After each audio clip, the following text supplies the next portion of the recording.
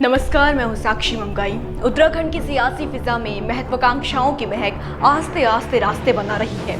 सक्रियता संकेत दे रही है कि शायद भाजपा के कई सूरमा अभेद किले की सुरक्षा के लिए स्वयं को सबसे योग्य मान रहे हैं। यदि ऐसा है तो इसे ललक कहिए या लगन, जिस भी भाव में, लेकिन ध्वज दंड पर दल का परचम लहराने के लिए धुरंधर एक दूसरे का सामना करने में गुरेज नहीं करेंगे। कोशिश करेंगे खुद को अधिक काबिल साबित करने की। बीजेपी में यह हो भी रहा है। लोकसभा चुनावों से पहले नेताओं के सुर उनकी मंशा जाहिर करने लगे हैं, बताने लगे हैं कि किस संसदीय सीट में किसकी दावेदारी देखने को मिल सकती है। आइए आज प्रदेश को भी सियासत में हो रहे इस मौन शोर से रूबरू करवाएं, बताएं कि टिकटों पर मौजूदा सांसदों के अलावा किस किस की नजर है। रिपोर्ट देखिए। नैनीताल, अल्मोड़ा, टिहरी, हरिद्वार और गढ़वाल। पिछली बार उत्तराखंड की 5 लोकसभा सीटें भाजपा की झोली में आई थी। आपको बता दें कि भाजपा के युवा चेहरे और उत्तराखंड के मुख्यमंत्री पुष्कर सिंह धामी ने इस बार भी दल की जीत का दावा किया है। सीएम पुष्कर सिंह धामी ने दावा किया कि उत्तराखंड में 5 लोकसभा सीटों पर बीजेपी क्लीन स्वीप करेगी। अजय मिशन 2024 में दमखम से उतरने की पार्टी तैयारियां कर भी रही है। अभी बीते ही दिन मुख्यमंत्री पुष्कर सिंह धामी ने उत्तराखंड के लोकसभा व राज्यसभा सांसदों के साथ चुनाव के लेकर मंथन भी किया। यहाँ एक बड़ी अटकल है जिसे हवा मिली है। क्या है वो, आइए जानते हैं।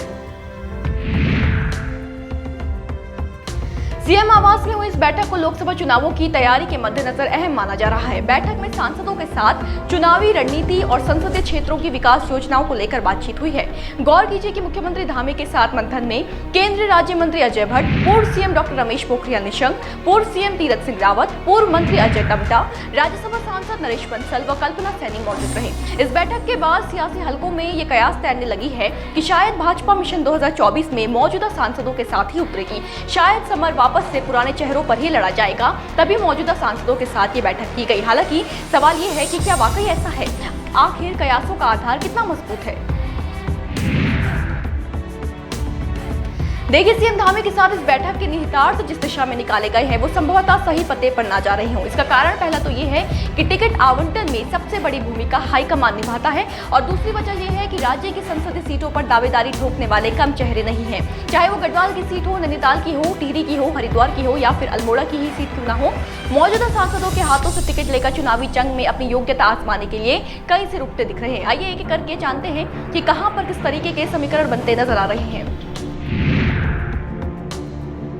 गढ़वाल सीट की बात की जाए तो इस सीट पर यहां के मौजूदा सांसद तीरथ सिंह रावत के साथ साथ राष्ट्रीय सुरक्षा सलाहकार अजीत डोभाल के पुत्र शौर्य डोभाल भी दावेदारी दर्ज करवा सकते हैं। पिछले लोकसभा चुनावों में भी शौर्य डोभाल गढ़वाल सीट के दावेदार थे। चुनावों के नजदीक आते ही तब डोभाल सक्रिय हो गए थे। जानकारों का मानना है कि शौर्य डोभाल की एंट्री सियासत में हुई ही सांसद की भूमिका में आने के लिए है, तो इस बार भी वो ताल ठोकते दिख सकते हैं। उधर पूर्व मुख्यमंत्री त्रिवेंद्र सिंह रावत भी लोक चुनावों से पहले जो सुर्खियों में आए हैं, उसका कारण भी टिकट की लालसा को ही बताया जा रहा है। कुछ समय से त्रिवेंद्र सिंह रावत पौड़ी और टिहरी दोनों ही जगह सक्रिय रहे हैं, तो फिर मौजूदा सांसद माला राज्य लक्ष्मी शाह के साथ साथ टिहरी के रण में पूर्व सीएम भी हाथ आजमा सकते हैं। उधर पूर्व मंत्री और कई बार के विधायक अरविंद पांडे नैनीताल की ओर देख रहे हैं। इस सीट के लिए पूर्व सांसद बलराज पासी भी सक्रिय दिखे। हालांकि सांसद अजय भट्ट से टिकट छीनना उतना आसान होगा नहीं। वैसे देखा जाए तो सबसे दिलचस्प समीकरण हरिद्वार लोकसभा सीट पर बनते दिख रहे हैं। भाजपा के पूर्व अध्यक्ष यहां से दावेदारी ठोक सकते हैं।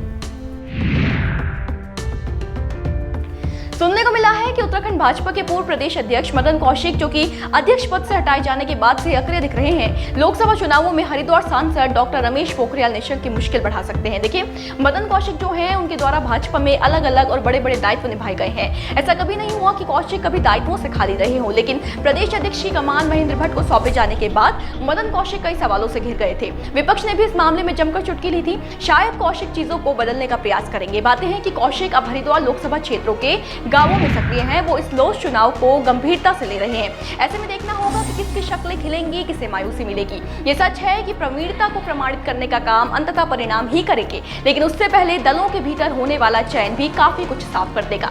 आज के लिए इतना ही। फिर हाजिर होंगे, बने रहे देवभूमि इनसाइडर के साथ। आज ही डाउनलोड करें देवभूमि इनसाइडर।